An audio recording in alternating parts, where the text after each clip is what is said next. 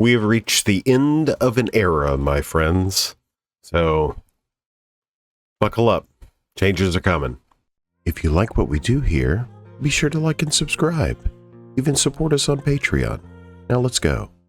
Okay, so where were we? We were talking long shot. You were asking about Mind Goblin. I am like, the stickers are so good, man. Mhm. There's only really 3 cards, kind of 4 if you're going for big mana. 1 in green, 1 in red, 1 in blue that are relevant for stickers. And then the other one is like there's a creature that does the same thing, which I've also heard suggested go into Wilson Far Traveler, because it's a 5 mana creature, but then every time it enters, you get 2 stickers and put a sticker on something. And with Wilson, you can flicker that Right. on Far Traveler. I think that's a really cool idea. I haven't seen it done. Patrick sent a message to me and Kevin about it, and I thought it was an interesting concept, but I thought he was talking about a completely different flicker deck, and I was like, I don't really see it. Then he was like, no, this is for Wilson. I was like, oh, that's kind of sick. I'd like to see that, especially if you can start being able to give like Wilson death touch and things, where just trample is extra trample. So it just occurred to me, if you're watching if you out there in the internets are watching this video, you're like, why in the hell are these two assholes talking about stuff? Well, so yesterday was the cPDH Commander Clash 2025 tournament hosted by Ginger, who put on an amazing show. We had originally 24 that dropped down to 22 people. Everyone involved was super nice, super friendly, great games. I heard nothing but good things. There were a little bit of delay here and there in the first round, but once that got worked out, everything was fine thereafter. We had... thank you to the judges. Yeah. Thank you to Pat and Kate, and they also said that, there were a couple of bumps in the road, and then they didn't have any calls for like the rest of the day, basically. So everything went very smoothly. So, yeah, I mean... What a wonderful event. It seemed like people were hungry for this type of thing. There was also a percentage, I would say 40% of the people were new, ish. We did have a bunch of new players, yeah. So there's that. The reason why we're talking about Longshot is because your boy here took Black Waltz number 3. Everybody knew Clay was bringing Black Waltz number 3.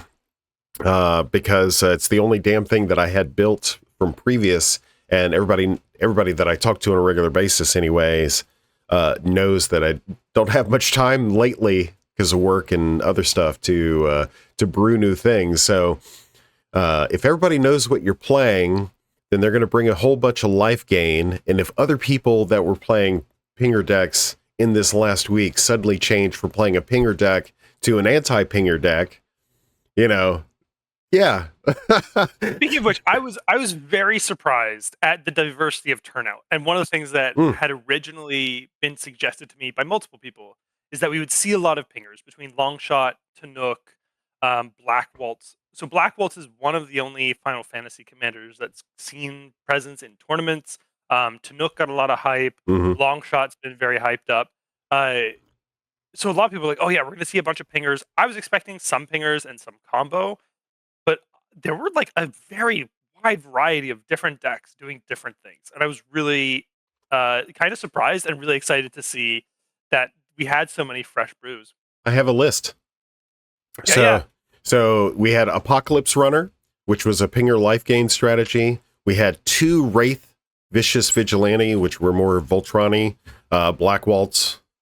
We had a Kira Goldkeeper, a Grand, which was a flicker combo, a Skirmish Rhino, which is mid-range control-y, Guidelight Pathmaker artifact combo, Sid Timeless Artificer, which was like a mid-rangey kind of control-y build. Beatdown. And I heard nothing but great things about Lobert and his brewing prowess regarding this deck. Now, the next one, I don't know if it's Il-Meg Pixie or 2-Meg Pixie. But that was a flicker combo deck. We had Tanook, Memorial Ensign, mid-range list, pinger strategy. Spider-Man India, which was more of a mid-rangey list. 2 Longfang Grand Secretariats, which were mid-rangey combo-y type lists. Mid-range with combo potential. Yeah, so persist and, those types of loops. We had 1 Lila holographic assistant, flicker combo, 2 Longshot Rebel Bowman, Pinger Storm, 1 Rydia Summoner of Mist, mid-range, 1 Summon Anima, which was a mono black control list piloted by Ryan, 1 Rocketeer Boost Buggy, which was piloted by Alk. Dude, made it to the finals, man. So we'll talk about that in a second. Well, in Paul's interview, I brought this up. So if you don't know, you plural, about Dave Alcatron Vader, he is a Magic the Gathering enthusiast. So mechanics, interactions, like all of those, parts of this game, he is maybe not the complete ultimate expert on, but he is masterful in executing according to those mechanics, his game plan according to those parts and pieces of the game. So the fact that he took this particular thing, this is the equivalent of a professional, in my humble opinion, sorry, Dave, a professional player bringing a ham sandwich and piloting it. So I cannot say enough. I'm not saying everybody, look at me, YouTube. I'm not saying everybody, like some of you out there, can do the same thing. That's not what I'm saying. I'm not saying that anybody can cook. No. But for some of you listening to the smooth sounds of my voice who have Magic the Gathering prowess regarding rules, interactions, triggers, mechanics, all of that stuff, please consider exploring non-traditional items for playing at tournaments. You are likely to do well. So that's all I wanted to say. We got 2 more decks. So Emperor of Palamecia, which is Russell. I said it once before in another video. I'll say it again. Russell's improvement as a player over the year 2025 has been phenomenal. So he demonstrated a level of just absolute calm and iterating through the motions of his deck that I'd never seen him do before in previous tournaments. So shout out to him for putting in the work. And then that was obviously a Pinger control list. And then Veteran Beast Rider, a deck that I'm kicking myself in the ass for not building months ago. Obviously by Paul Scarecrow. So that was there was only doubles for Wraith, for Longfang, and Longshot. So the reason why we were talking about Longshot when you came in is because Clay is abandoning whatever this piece of shit is. And we're moving. I think Longshot has the opportunity to put Dargo Kedis to bed. I think that. Now, it's my goal, now that I'm solely focused on this, moving away from this, garbage, here. I want to get this. I'm going to try to get this card banned. I'm going to make it so resilient and so oppressive. What? Longshot? Yeah. So, and there's some things that I do well, studying the mechanisms by which game states happen and flow and all that stuff. That is something that I do fairly well. I've been doing it here for this IP for a couple of years now. Like I think I do it well anyway. So. As the resident Longshot player, also I think I've probably been the person playing Longshot the most, partially because I've been traveling and playing it on streams and on YouTube channels. But I've played so many games with it, and one of the tough things, the way I've described Longshot, I think it can win games. I don't think it'll ever win a tournament. One of the biggest reasons being you have two primary opponents when you're running Longshot. One opponent are your literal opponents, and your deck is very brittle. You have like a singular thing that you're trying to do, and you're trying to do it the best, fastest way possible. But because you're in mono red, there's not a lot of protection. Your deck is very brittle. Like if your commander gets taken out, you have a lot more trouble doing the thing of picking everyone down for 2 damage per spell. At the same time, you have your opponents being able to disrupt your plan pretty easily. In addition, your own deck needs to be like hitting the right strides. You need the right balance of mana and card draw. Because if you're going to storm off, you need to keep drawing cards. And if you have a handful of mana, this happened to me multiple times. If you have a handful of mana, whether it's land or rituals, but no way to draw cards, you're in a really stuck position. So I've called it my degenerate gamblers deck. You're constantly gambling and like, can I storm off? Can I do the next thing? Can I keep going? And that's always the question in your mind when you're piloting this deck. I've also Sattva, Bad to the Bone, depending on which platform you're on, you'll know him by different names. He's pointed out that Longshot also turns essentially the whole table into degenerate gamblers, because everyone gets to ask the question, do I do anything about Longshot this turn? Do I leave it to someone else? Do I try to advance my own game plan? Do I invest the mana in taking care of this problem? And it puts other people in the position of they have to think about what you're going to do. So similar to Alexios, I think that Alexios and Longshot are more similar than, let's say, Black Waltz and Longshot. Because when they come down, the game is all about that card and what it's doing until it's been resolved. Whether that is like it's won the game or someone's taken care of it. But the whole game is about that card until it's put to sleep or it's put back into the command zone. So I think Longshot is a really fun deck, and I will definitely be bringing it out again over the next year. It's also really fun because it's pretty fast. Either I'm going to win fast or you're going to kill me fast. If I just want a quick game and then I want to get out of here, that's a great deck to pop out. And I have so much fun with that degenerate gambler feeling. So I played at one point in time. So I used to play Modern pretty heavily. In fact, at the time that I was playing Modern, I was playing Standard, I was playing Draft, I was playing all like multiple formats plus Commander. So that was like the height of diversity in my Magic career. And my absolute favorite Modern archetype was Burn. And at one point in time, I was building like 4-color Burn. So okay. So yeah, so this degenerate gambler, like how fast can I count to 21? I know Magic is 20 and all of that stuff. However, that's a story for another time. The calculus was first 7 cards plus 4 off the top. You have 11 cards to deal 21 damage.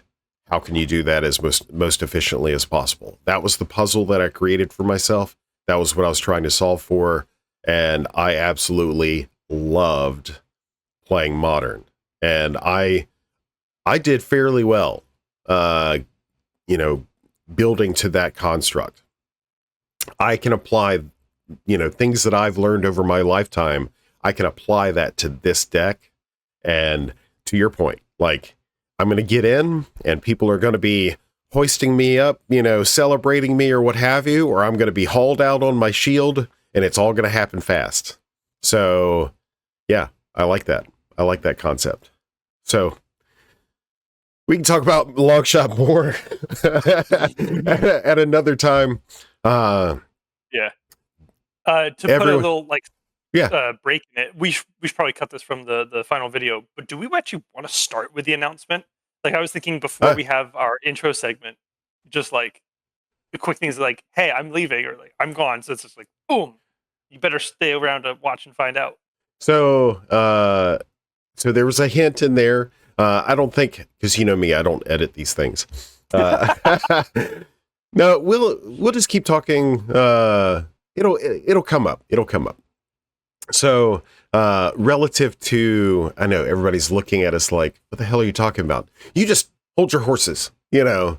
So yesterday on December 13th, 2025, Ginger organized, hosted this tournament that was solely focused on highlighting commanders that were released for the first time, new printing in 2025. The hype around this has been like for weeks, for absolute like 6, 5, 7 weeks. People have been beating the drum about like, okay, what's everybody playing? How's this going? I mean, that's like the number one thing that was happening in online circles is people trying to suss out information about what other players were going to play, so that way they could tech against whatever prescribed meta that was happening. I tend not to do that kind of stuff. I just build, I play a goldfish style gameplay or game plan. So I typically don't care what other people are playing. So no, like yeah, the event was all hyped up, and people have been talking about it, looking forward to it, and yeah, it was like I said earlier, it was great. All the people were nice, and I had a good time. I didn't perform very well, but that's okay because I had a good time.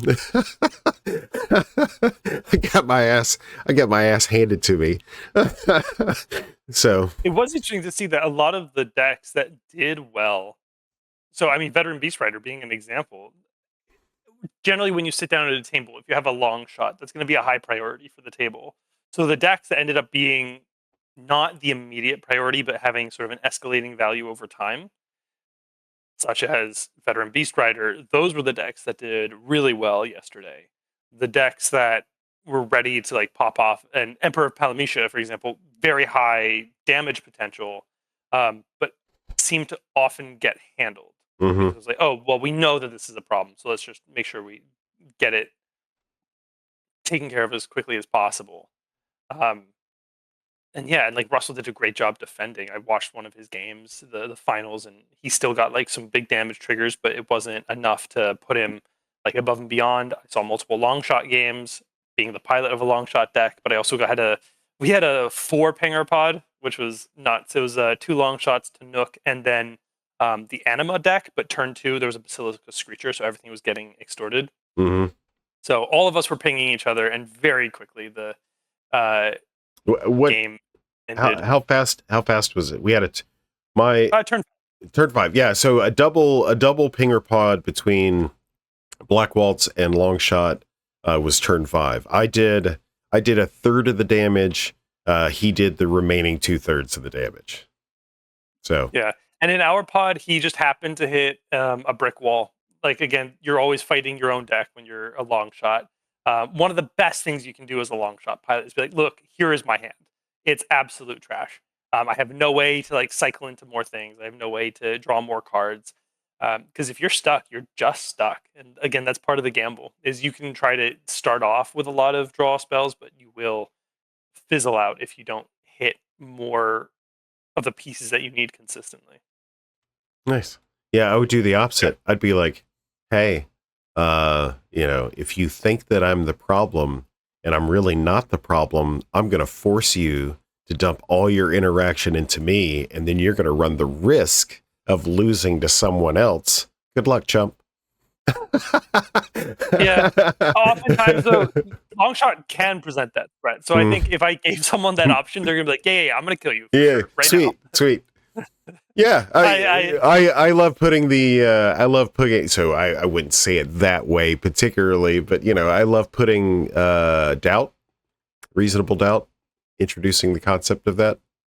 So it's like absolutely, words are a resource, and you're going to use your resources in different ways than I do. Sweet. We're going to build the deck in different ways, I'm sure. So, but yeah, I will say there were 2 cards. I was running 2 suboptimal cards in long shot yesterday because I couldn't find better cards for them. What are they so I can cut them? Yeah, a downhill charge, and what was the other one?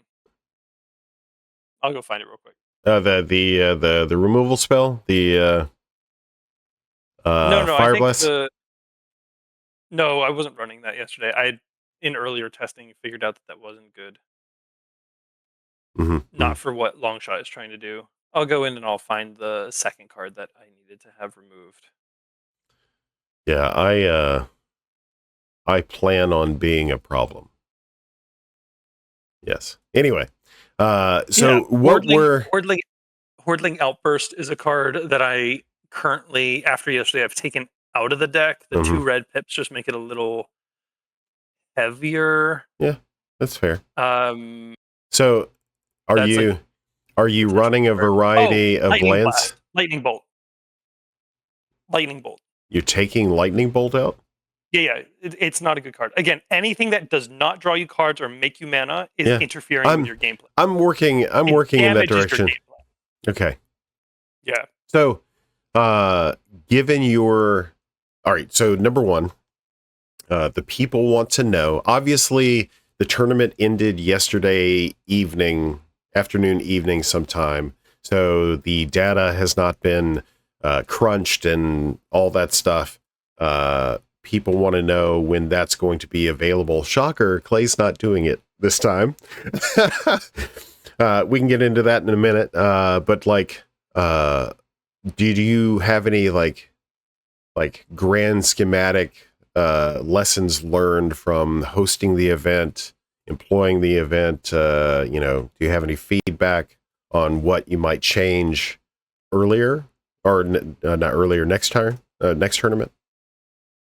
So for Commander Clash 2026, there's nothing that's going to be changing. I think the event was very successful. I liked how it turned out. I was surprised and really thrilled that we had such a large variety of decks. I was expecting like a little less variety. Yeah, honestly, it was excellent. I loved it. So that begs the question. So I asked you if you had any feedback on lessons learned from this tournament, and your immediate response was to the hosting of a tournament at the end of the year next year. Are there any plans for intermediary, like just a standard old regular, good old fashioned tournament? Yes and no. So one of the things, we have so many people who are doing a wonderful job running tournaments that are your standard, I'm going to go to a tournament. But when you go to a tournament, you generally expect to see some of the same players, some of the same actors, a lot of the same decks. And that can make it just feel a little bit stale, because also the speed at which the broader community builds and adopts newer decks is going to be a little slower than the actual release schedule. So even though I'm someone who I'm constantly building new things and showing up with new things because that's what's fun for me, not everyone's trying to do that. They have a deck that wins and they're going to go and just say, hey, well, I have a deck that wins. Why do I need a new one? To that end, my focus in doing any further events that are associated with cPDH.guide is going to be to have some form of meta shakeup. So it may be, for example, this was a great event. I'm going to do it next year, where you have like a limited pool of which commanders are viable for the command zone. I don't think like too much of a meta shakeup. If every tournament every 3 months was like that, I think that might be a bit of a hassle for people to find cards or produce proxies, since it was a proxy legal tournament. But there are other ways that we can play without having like narrowing your choice of commanders, saying, well, here's a little structure that we're going to put on top of the tournament to make the matchups a little more interesting, or to find ways to navigate this space. So it's just a little bit of a different experience, a little bit of a different flavor. So we have a bunch of people doing standard events. Yeah, you're nailing some key points for me. Not that was your intention, but I want to make sure that I refocus. So I too agree that over the past couple of years, we've had a number of online tournaments, and we would have a number of repeat players in those tournaments, and that meta has become somewhat stale. People are afraid to try new things because, they want to win, so they more gravitate towards... It would have to be like something like a Kiro Goldkeeper that would be so much of a draw from a brewing perspective to force people to want to play that versus, a Weavers, a Gretchen, a Malcolm, or something like that. But then nobody looked twice at Veteran Beast Rider, or the Boost Buggy.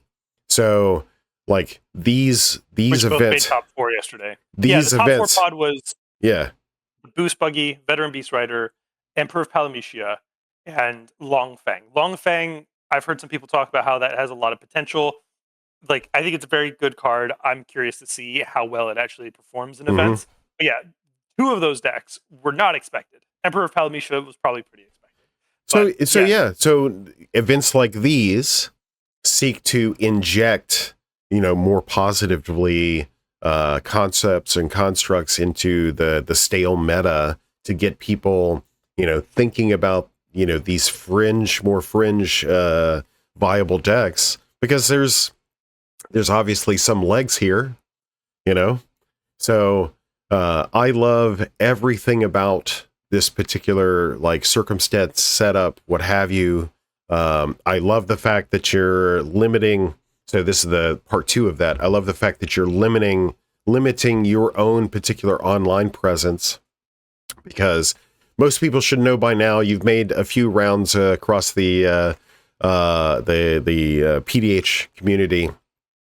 You have a fairly sizable in-person paper meta. So the fact that you were... We had 70 registrations this year. So the fact that you're... currently sit at 70. Yeah. So the fact that you're, the focus is always going to be paper. You're just going to lightly dabble in the online as a tie, between the 2 metas. I find that extremely fantastic. I personally think, now, notwithstanding my effort this year to push, people into creating in paper versus online events, I've spent an enormous amount of time communicating with folks to, set up those particular things. The online meta is what the online meta is, or was, whatever. I think the future of competitive Pauper Commander is paper. So I realized this about a year ago, and I've been pouring a number of resources into helping people stand up their own in paper metas, and it's how we met a year ago. So yeah, I'm excited to see what 2026. It's going to be less digital, more paper, I think. Yeah, and for me, there's 2 forms of digital. There's, you show up to Spell Table and you're using Moxfield or another, deck builder gold fishing tool. And that's one version of digital, and I'm not super for that. Any online event that I run will be paper, and it's going to follow pretty standard rules of you need to have color copies, whether they're proxies or real.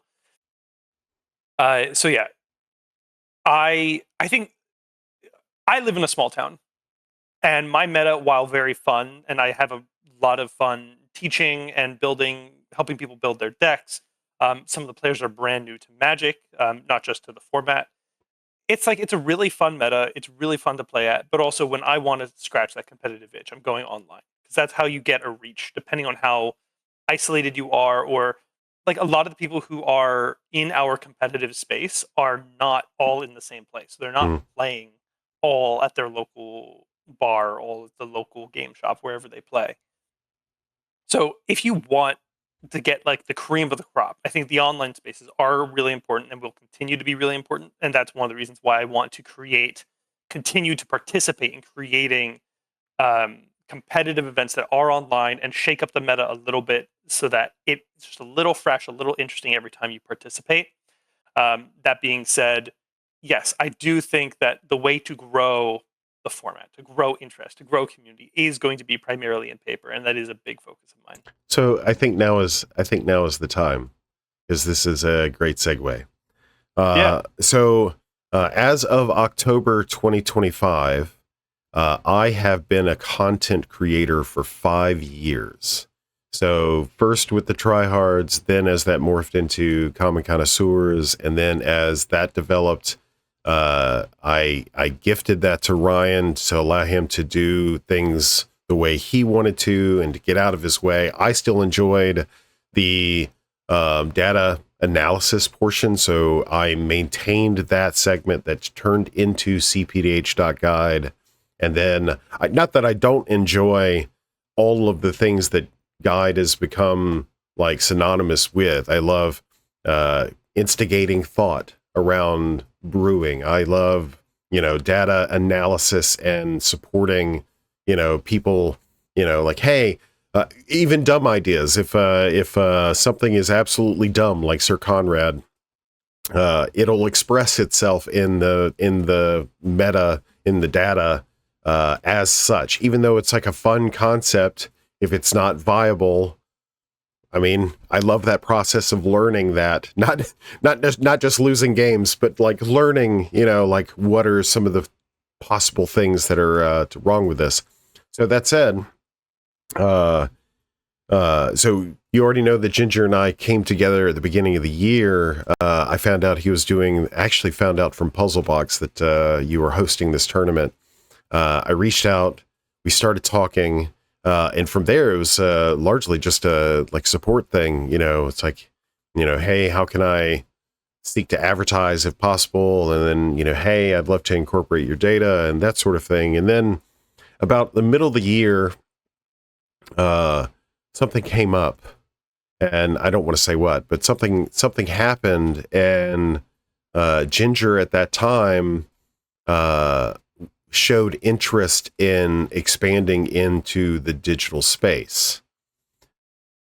I was tired at that point in time, and I'm like, hey, since you want to get into like have somewhat of a digital footprint, how do you feel about taking cPDH.guide over? So this was like, if I remember, July, I don't August. Remember. Yeah, it was at a place in time. Yeah. So it was sometime in the middle of the year. Of course, Ginger has, I'm busy at work. He's busy at work. Life changes happening for everybody. There was some hesitancy at first, and we kind of kept it under wraps. But the intention was to work towards, by the end of the year, Ginger taking over this IP. So the website, the YouTube, like every associative, the server, every associative part of that. Now, I'll be on and around because I mean, you can't, having done this before, you can't transition everything with the snap of a finger. So you have to work through certain processes. There's a learning curve, as I've been learning. So I will be around in 2026. I can be available for as long as he needs me, but essentially he knows that going into next year, if he needs help organizing the server stuff or, playing with YouTube or, that sort of stuff, I can do that. Plus, I told him that every once in a while I might drop a video, like, hey, this is what I want to, this is what I want to say, Hey, check out my black welt stack. Yeah, no. So yeah, like, I think it's definitely time. I told you guys earlier that I've spent, I'm still going to be on the RC. I'm still going to be interacting with the competitive Reddit. I've done a lot over these last 5 years. Some of it I felt necessary because it was filling a gap. I was the first one to create regular cPDH multiplayer content. And then that happens all the time now. And then as far as like the formulation of like deck list databases and not tier list, I fucking hate tier list. But like, all the stuff, all the things that I've sought to create and did create over the last couple of years was specifically to enable power to be shifted to the players. If you are the type of player that really enjoys, like, sitting in the corner, sucking your thumb, listening to some jerk on a video, tell you what to play, that's your right. You have every right to do that.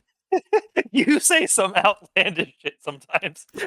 So, and I'm on the rules committee. Also, some people are new to the format. They just want to know what's good. Like, not everyone's sucking your thumb. All right, anyway, go back. Right, but that category. So to your point, those people do not fit into the same category of folks that, seek to actively bury their heads in the sand and listen to some talking head tell them what to play. Whether that was me historically or Ryan or anybody else, if that's the type of existence that you enjoy, like, fine. There's a spectrum of human expression. You're part of that spectrum. Now, to your point about new players who are trying to learn things, absolutely. This format, probably more than any other Commander variant I can think of, rewards you for research. So it would behoove you, for that old military expression, it would behoove you to not just listen to .guide videos or, Common Connoisseurs videos or anyone else's videos. Listen to everybody's, get as much information as you possibly can, whether it be via articles or data or, by going out and trying it for yourself. Trying it for yourself. Yeah, exactly. That's the most important data every time. Exactly. So yes, my earlier statement that was somewhat negative, what have you, that was only really encapsulates a very small percentage of the player base. It's not everybody. I'm not generalizing. Now, they're on the flip side of that. I've met several players over my lifetime that will not listen to a damn thing anyone tells them about anything, and they want to forge the road ahead on their own. And they shouldn't. I've actually talked. I have a player in our play group out in Iowa. He wants to mill. He does not care how effective milling is. He doesn't care how much it impacts his win rate. He wants to mill cards, and if he's milling, he's happy. I've talked about him before. I think he's such a fun person to play with. Mm-hmm. But it is also fun to me how determined he is. Yeah. No, I'm going to do the thing. So yeah, if you know what you enjoy, don't let anyone tell you. So the reason why I bring this up is because, regardless of how much absolute dumpster shit that I dump on, there's certain segment of people that I bring up, the really real, as the kids say, is that in this spectrum of things, right in the middle somewhere is the best way to live.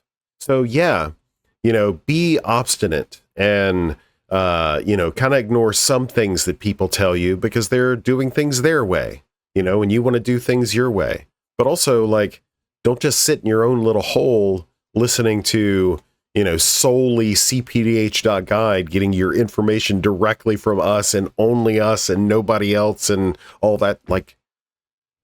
Don't be stupid, variety, seek to be in the middle of that spectrum. So yeah, that's why I bring that up. And relative to that, the only thing that we haven't talked about that I'm going to put you on the spot directly for is my content production has been sporadic over the last couple of years.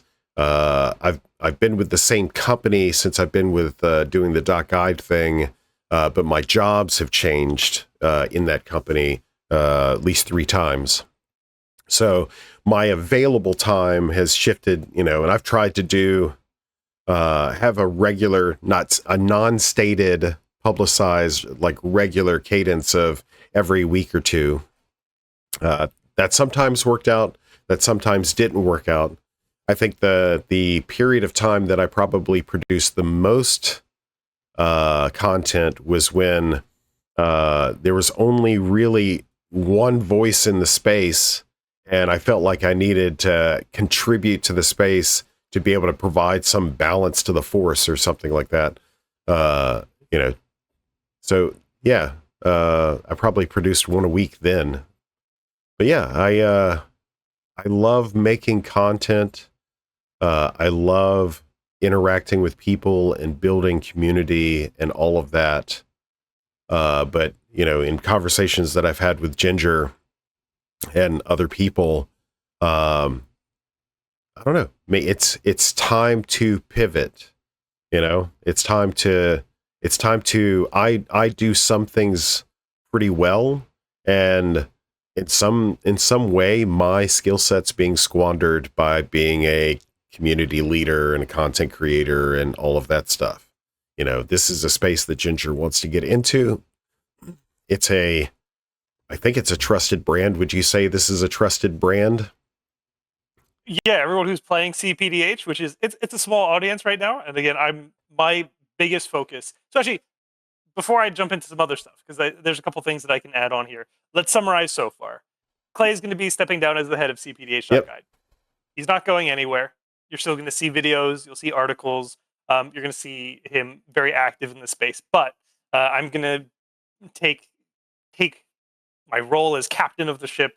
Dread Pirate Roberts. Yeah. And to transition to like the next thing, there are a couple of changes that will come with that aren't going to be like super big. Largely, we're aiming to do exactly what cPDH.guide has already done. We're going to try and do it in a little bit of a better way. So one example, the website. We are currently working on a website. The website we're aiming for a release right at the beginning of the year. So we're just going through the last couple of details right now. Once we have that all lined up, we're going to be releasing that, making it public. And the top 4 commanders from the tournament that happened yesterday are going to be featured on the banner of the website to represent cPDH.guide for the whole year. And next year, whoever the top 4 commanders from the tournament in 2026, those ones will become the 4 new commanders on the banner. So we're going to constantly cycle through the 4 best placing decks, put them on the banner, honor that those players, those commanders have made an impact and have seized the spotlight for that year. So we have a new site coming. One of the important things about the site, Clay has often emphasized that he wants cPDH.guide to be a bit more of a community space. And I know that his attention has been pulled in multiple directions. So there's no call out of like a failing here, but we're going to really lean into that. One of the things that I want to do is, you saw a couple months ago, Puzzlebox and I sat down and we talked about Gretchen and Weavers and what they're doing, his thoughts. He was suggesting some bands, and those are his thoughts. But I think that's a really fun thing to do. Also, I will note the video quality was less good than I wanted it to be, and that kind of upsets me. But we're going to continue to improve our look and our everything going forward. On cPDH.guide, the website, we are going to begin actively reaching out to people. If we say, hey, you have a really cool deck, you should write a deck tech. We're going to have a template article. You go in, you fill in the details, you send it back to us. We'll offer a few just grammar-based edits and things like this. And then we'll publish your deck tech on the website. We'll feature it on the website. And if it's excellent, it's original and it's really cool, and I want people to know about it, you're going to get a video. I'm going to invite you to come sit down with me. We're going to look at your video. You're going to explain your deck. We're going to have a great time. So we're really going to lean into the community-oriented space. You've also heard us talk about the tournaments. We are going to be running tournaments. Right now, we have an idea that maybe we'll do quarterly. We're not going to lock into any commitments. We have a lot of things that we have planned for 2026 in regards to Pauper Commander, and where tournaments fit into that seems to be an easy slot in, but it may be an obstacle. So if it is an obstacle, no commitment. But we are planning on at least 4 tournaments next year, the 4th of which would be Commander Clash 2026. You're going to be seeing my face a lot more. That's a big change. You're going to be probably seeing a couple of other faces. Satva, Bad to the Bone, Patrick, however you know him. He is also been a very active proponent in developing the league that we ran this year, and we're going to be running a version of it next year as well. He and I will probably be having some of these conversations between the two of us when there's no guest speaker. He is very good with data, and it's been really nice to be able to split our skills. I'm a little more socially available. He has a new child in his family. He's got a lot of things going on in his life, so he doesn't have necessarily the time to do some of the things that I do, but he loves the data and is really good at working with the data. So he's doing a lot of work on that side. And it's really nice to be tackling this as a tag team. But yeah, and also just like as a team in general, we have judges who volunteered yesterday, and they have been so helpful. We have our local LGS who they've been facilitating the league this year. The league has also been sponsored by the Jalapeno Poppers. Want to make sure I shout them out, and we're hoping to get a little bit more sponsorship going on in future years. Clay's been helpful, and as he said, he's going to be around helping us do a bunch of different stuff as I go through the learning curve of figuring out, okay, what do I need to do with this, and how do I need to do it to make sure everything is presentable as possible. This is a great opportunity. So you see all the things that Ginger wants to do. These are some of the things just by virtue. I didn't. Shout out to every person who's moderated for the server. The last couple of years, they dedicated their time for free and all of that. But while we were a team, we weren't necessarily a team in the same comparable way as Ginger. Ginger is bringing a team of people with him that are mostly local, that they interact outside of the online spaces. They know each other. They trust each other. That's something that I'm not saying that I didn't have those things, but to that degree, I never had those things. Now, that said, all of the things that Ginger wants to accomplish, by me stepping away, kind of consulting over the next year, I can actually engage with other folks like Ginger and serve a supporting capacity for them in the same way that I'm going to be supporting Ginger. That's more of a better use of my time, as it were. Not to say that content creation is beneath me. There are some aspects of it that I do not enjoy, like the whole like continuous self-promotion thing. I think is stupid, but yeah. So yeah, that's just to give you the galaxy's view. Plus, Clay has his own plans that he hasn't discussed with anybody else that he might be engaging in next year. And now I have the freedom to do that, to explore those options. One of those of which earlier this year, I released a bot.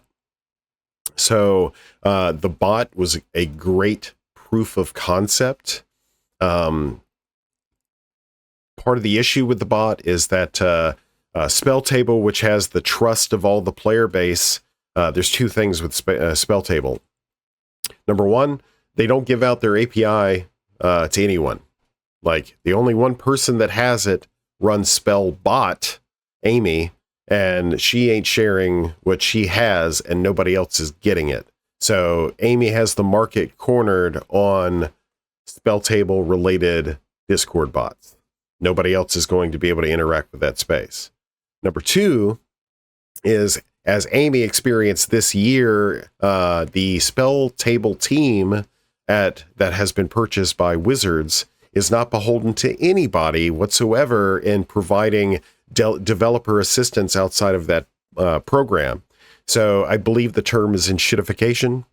So there's been a heavy degradation of Spell Table functionality over the last 18 months. And part of that is Wizards is not dumping money into it the way that they did, for COVID. They have their, I presume, other plans for a digital platform where people can play Commander. Maybe something they can monetize is what my guess is. Now, on the other side of that, we have TableStream, which is produced by a group of developers who were doing so of their own time and of their own expense. I'm hopeful that in the coming year, their functionality will be as similar to the expected functionality of Spell Table, that people will be using that. And now the difference being is I have API access to TableStream. So I'm waiting for them to kind of get to a point where that product is good, which will likely be, like I said, in the next year. And then I'm going to be modifying my bot again to be able to handle that particular traffic using that platform, because nobody's getting access to Spell Table except for Amy, and she's kind of stuck like Chuck, with the crap that, spell table's turning into. So I know I just rambled on for like 2 minutes. It's all good. I'm coming up on time where I need to run. Yeah. So I will I'll summarize for the end of the video. You know that I'm going to be around. Feel free to message me on the Discord, leave a comment. Also, because we are community involved, if you have questions, if you have things that you would be interested in us diving into in a video at some point, leave a comment. Let us know what you want to see, what you want to hear about, things that you're curious about in cPDH or PDH in general. Additionally, next year, or let's not talk about the whole year, let's just talk about the next month. A couple things that you're going to be seeing are there's going to be a new website, there's going to be a new banner. If you're on the Discord, you're going to start seeing links to deck tech templates and other article templates. So if you want to write a community article, there's going to be a way for you to submit that online. We'll be able to go over it again. We'll just do a little bit of a grammar edit, make sure that it all looks good. If it's missing content, we'll ask you to fill it in, etc. But once we have all that live, we're really excited to start sharing community stuff. The last detail you're going to see. So we had a league this year, and the top performers on the leaderboard of that league are going to be invited to a tournament where they are going to compete for the first prize of the entire year of the league. That league is going to, or that game is going to happen. Those series of games are going to happen on January, I believe it's 17th. So soon after that, you'll also hear, probably at the beginning of January, we'll do a video where we talk about what the league looked like throughout the year, some of the things that we noticed, some of the things that were exciting to us. And then late January, you're going to see a video where we go over the tournament results from that final invitational tournament that sums up and ends the league for the year. So that's what you have coming up in the next month. And I've got to run, so I'm going to drop the ball. I'm going to hang up now. Sweet. So leave a comment below in the Discord. Ping Ginger. You can still ping me, but depending on what it is, I'm just going to point you to Ginger. So all comments, complaints, suggestions, all that stuff. He has now taken the mantle of the box for. So yeah. Oh, this is great because you can direct them to me and I can direct them back to you, and we can just avoid things. Excellent. At least for the next 2 weeks, right? Yeah. No. That's not going to happen. I'm here to be helpful. So if you need help, you let me know. Sweet. All right. All right, Thanks my for friends. sitting down with me, Clay. You got it. Until the next time.